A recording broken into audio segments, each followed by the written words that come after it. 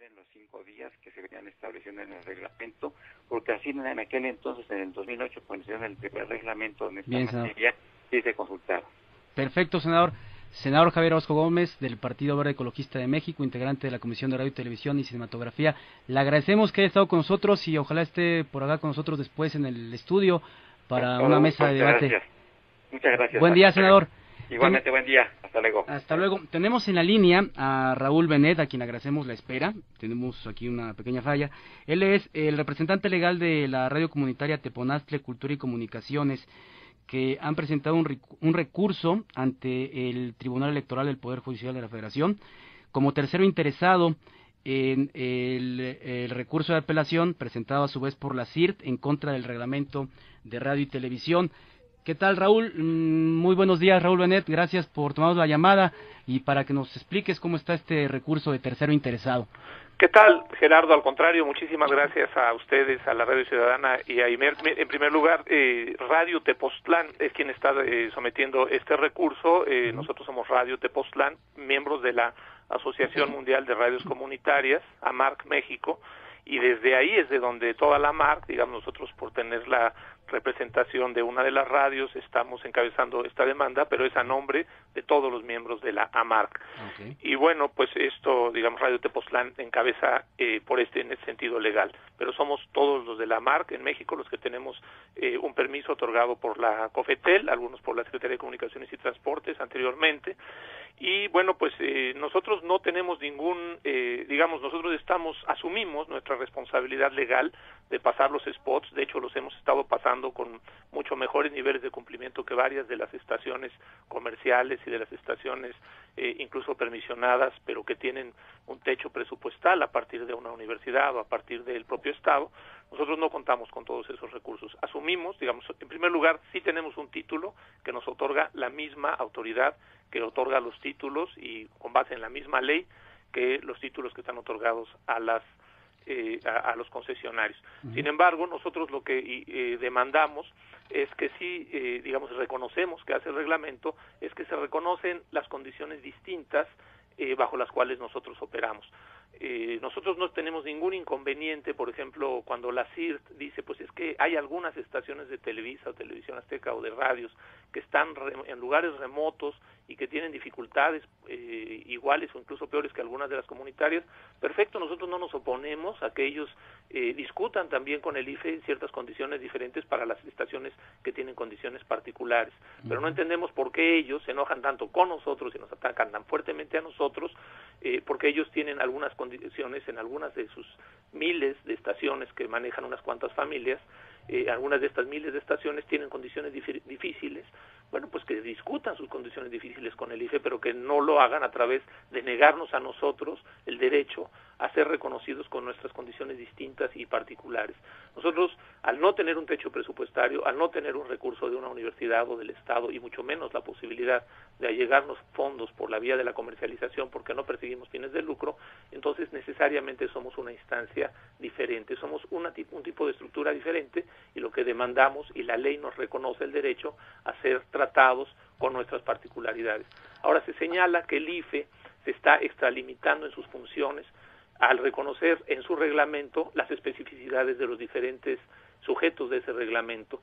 Nosotros vemos que en el mismo reglamento y en muchos otros ordenamientos que no necesariamente en la ley se nombran con nombre y apellido, de todos modos en los reglamentos se tienen que incluir.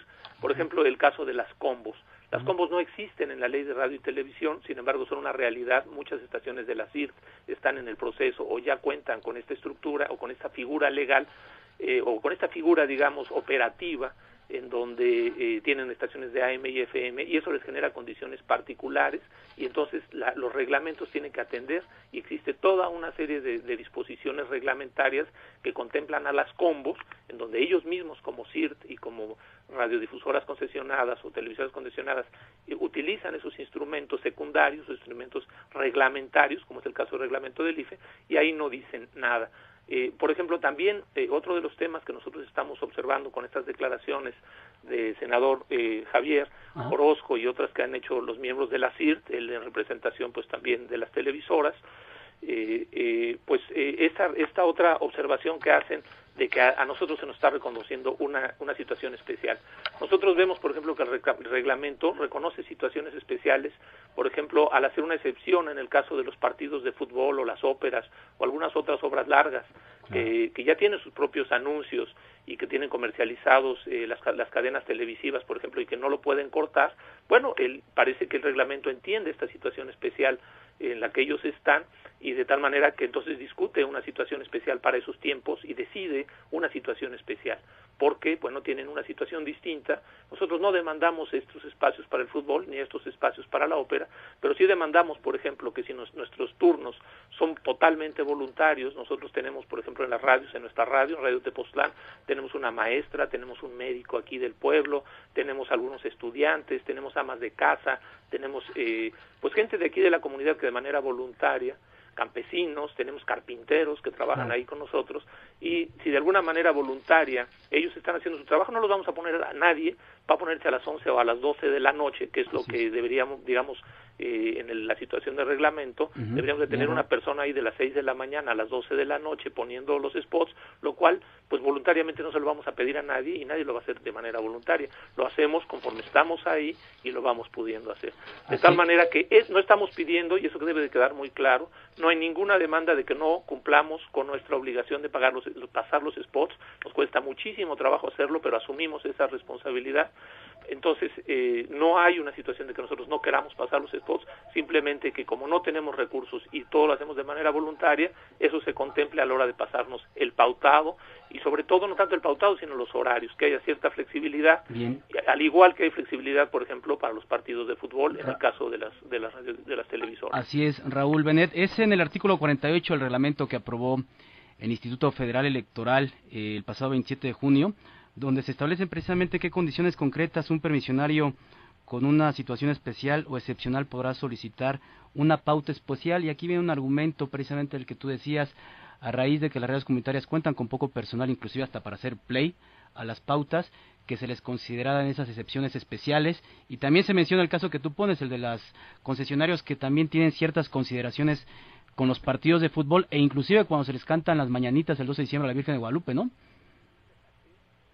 Sí, así es. Ellos, pues, nosotros no nos oponemos a que sus condiciones particulares sean discutidas, los vamos a apoyar. Si llega una radio comercial que está en el cerro de Mozotal, de Chiapas, y tiene que llevar sus anuncios en burro, como ellos están argumentando, pues nosotros sí estamos de acuerdo que el IFE considere esas particularidades. No nos oponemos a que ellos sean contemplados, nomás que no entendemos y no aceptamos que la estrategia de ellos, que en realidad su foco está en otro lado, ellos lo que quieren es bombardear el reglamento porque quieren seguir haciendo el gran negocio que hicieron en el pasado con las elecciones, en donde ganaron miles de millones de pesos, y a partir de los cambios en la ley del IFE, más bien sí en la ley electoral o en el código electoral, perdieron este inmenso negocio que tenían. Entonces quieren bombardear el reglamento, quieren bombardear al IFE, y de paso pues también bombardearnos a nosotros, que realmente es una guerra totalmente, o una batalla totalmente desigual, de Goliat contra David, en donde Goliat tiene más de 2,000 radiodifusoras y el 99% del espectro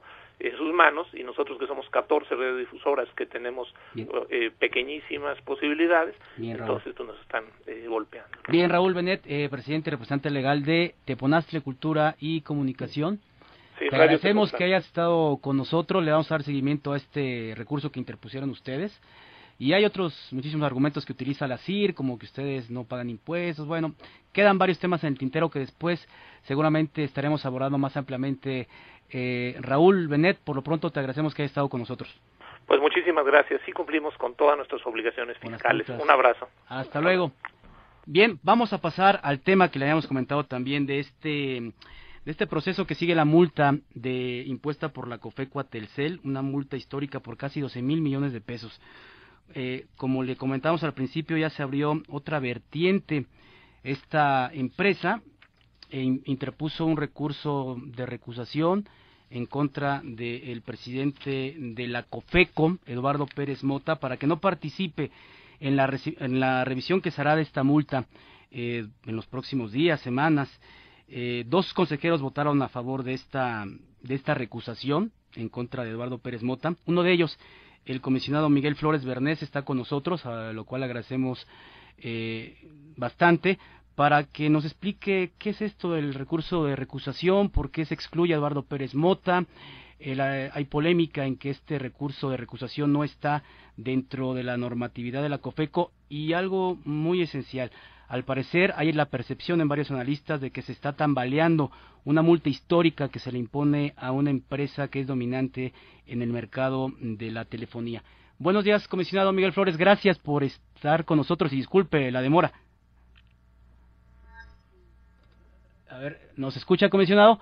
Tenemos por ahí algunas fallas, pero bueno, yo quiero centrarme en esta última percepción que hay, en el sentido de que se esté tambaleando la multa a Telcel, porque dos comisionados que fueron los que votaron a favor de esta de recusación.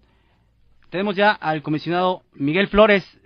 Comisionado, buenos días, disculpe por esta falla. Estábamos comentando sobre este recurso de recusación que interpuso Telcel en contra de Eduardo Pérez Mota, la polémica que se ha generado si este recurso está dentro de la normatividad de la COFECO, y la percepción que hay en varios analistas de que se podría venir abajo la multa a Telcel en la próxima revisión de esta multa.